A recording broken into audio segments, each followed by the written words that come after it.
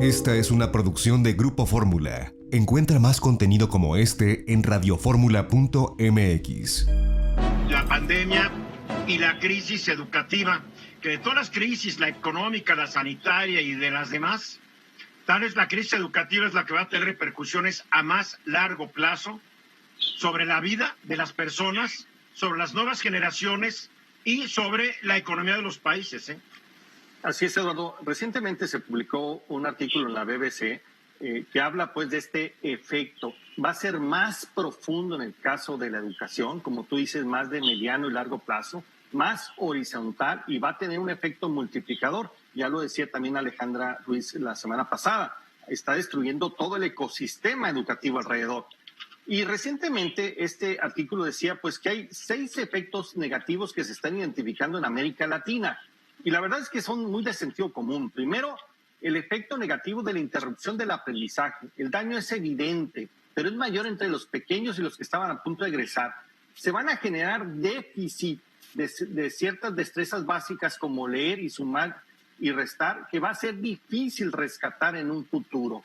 Otro es el problema de la alimentación. En nuestros países se da el servicio pues, de desayunos o de comidas gratuitas que ayudan a combatir la desnutrición temprana. Hoy no lo tienen, Eduardo, y estamos padeciendo. Va a haber desnutrición acelerada y en los niños. Y añádele que el año que entra quedan canceladas las escuelas de tiempo completo por decisión del Supremo Gobierno, y esto evitará que cientos de miles, si no millones de niños ya no coman por lo menos un alimento al día más o menos balanceado, porque ya se quedaron a las 12:30 a casa y a ver qué comen. Traíamos problemas, van a ser mayores. Las familias no tienen la preparación para enseñar. La enseñanza tiene que ser acompañada con tutores, con mentores, y evidentemente los padres de familia están lejos de estar preparados.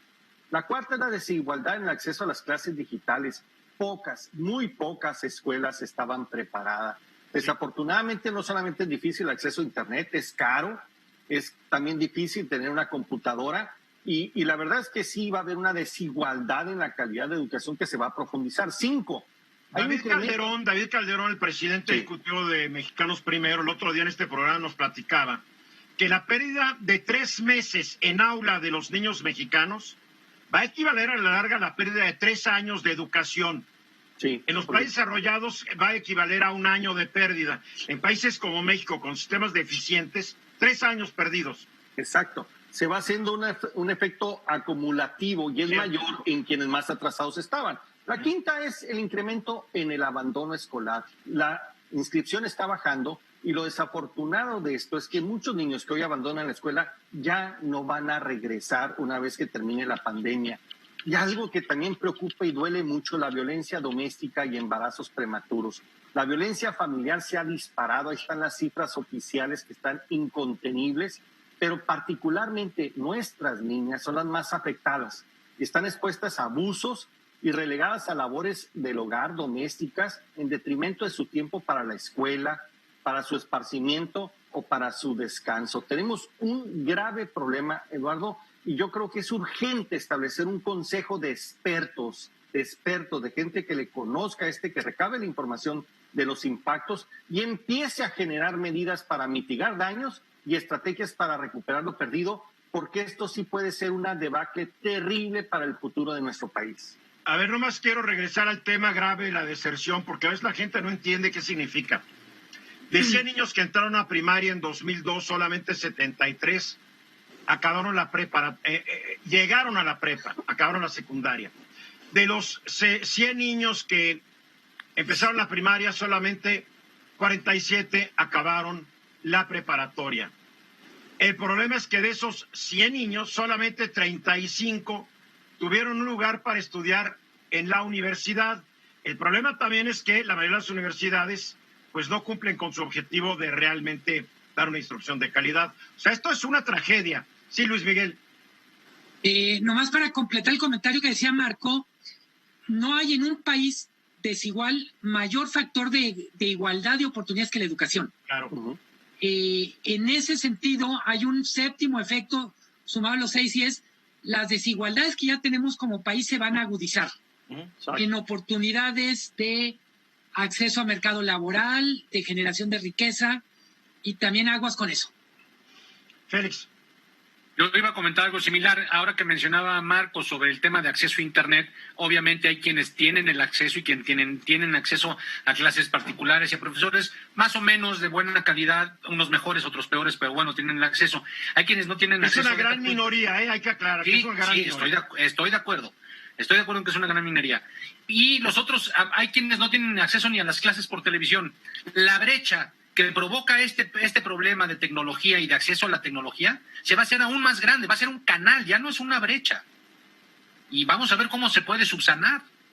Y ver qué se puede hacer. A ver, Marco, tú traías unas propuestas. Mira, se han intentado varias acciones estratégicas en otros países. Primero, un modelo híbrido de participación pública-privada para entrarle al tema. Por ejemplo, en Brasil, en México, se han implementado el modelo de la educación en radio, en televisión, pero también se han abierto los canales digitales y los físicos con materiales que les han hecho llegar. Eso ayuda.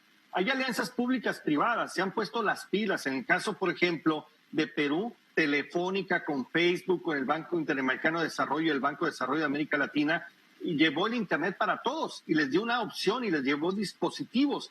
Pero también hay héroes anónimos y lo hemos visto en la calle, gente que tiene acceso a Internet y que lo ofrece gratuitamente y sus computadoras para que niños puedan estudiar. El problema es que eso ayuda, pero no resuelve el problema profundo y de fondo. No surge tener rápidamente un programa de mitigación y de recuperación en la materia de educación, porque esta brecha, como bien dice Félix, va a ser una brecha que se ensancha, que se suma a otras más. Oye, y nos aleja más del desarrollo. Porque esto nos surgió desde marzo, ¿no? Sí, no, a ver.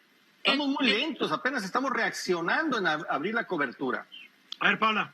A ver, se ha hecho para mí un gran esfuerzo en el tema de educación a distancia, las clases, cómo se programaron las materias. Nadie está criticando el esfuerzo, estamos diciendo que no sirve de gran cosa. Y entiendo que también hay una población importante de niños en situación de calle que no tienen acceso a esto y que inclusive cuando no estaba la pandemia tampoco tenían acceso, sobre todo en comunidades indígenas, donde muchas veces para llegar a una escuela tienes que viajar 1 hora, caminar en situaciones precarias. Entonces, creo que tenemos que ver los avances y cómo también desarrollan otros programas otros países. México se adelantó, como lo hizo Brasil, como lo han hecho otros países europeos, pero al final la coyuntura no va a permitir que regresemos hasta que no tengamos a la normalidad una vacuna o un programa que se pueda quedar como una nueva normalidad, algo ya establecido.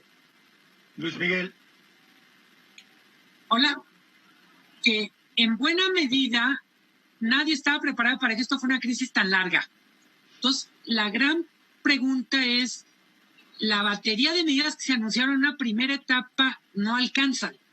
Vamos a necesitar una segunda, una tercera, y Marco apunta una cosa, una vez que acabe la pandemia, ¿qué vamos a hacer para reponer todo el daño que generó?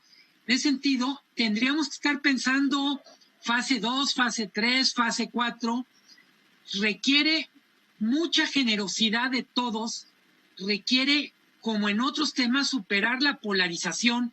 No podemos seguir agarrados de la greña para todos los temas en un contexto en que hay tantos problemas que nos requieren unidos. Y el problema es que esto va a implicar cantidades estratosféricas de dinero, porque se va a tener que utilizar tecnología y la tecnología es cara y México no está avanzado en tecnología. Sí, podemos decir que hay mucho internet, etcétera, pero las velocidades de transmisión del internet en México, tarde o temprano te provocan que falle todo.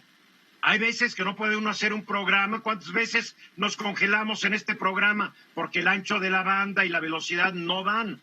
Es otra, vamos a decir que es otro de los pendientes del sistema mexicano. Para no criticar a nadie y no culpar a nadie. Efectivamente, ahora, que no digan que no se esperaba, porque desde el principio en este programa y por marzo dijimos que esto iba para muy largo. Sí. Los que manejan el país, los que lo gobiernan, administran o como lo quieran llamar ustedes, dijeron que íbamos a salir en abril, después que en mayo, después que en junio, y la verdad es que no sabemos cuándo. La triste realidad, así es.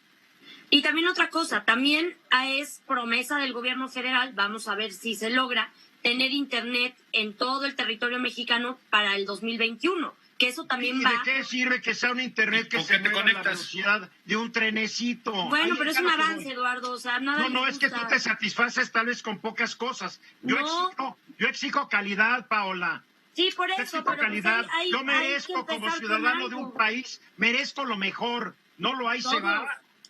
Claro, Todos. yo creo que hay que reconocer la reacción de la Secretaría de Educación Pública para entrar al tema. Hay que No, y nadie le reconocerlo. critica. Pero- Moctezuma la ha hecho muy bien. Exacto, Pero con las pero limitaciones que hay. Es insuficiente, tenemos que pensar más allá. Y hay algo muy importante, puede caer la tentación de abrir las escuelas. ¿Estamos preparados? A mí me da terror esa posibilidad. No. Pues Esta fue una producción de Grupo Fórmula. Encuentra más contenido como este en radioformula.mx.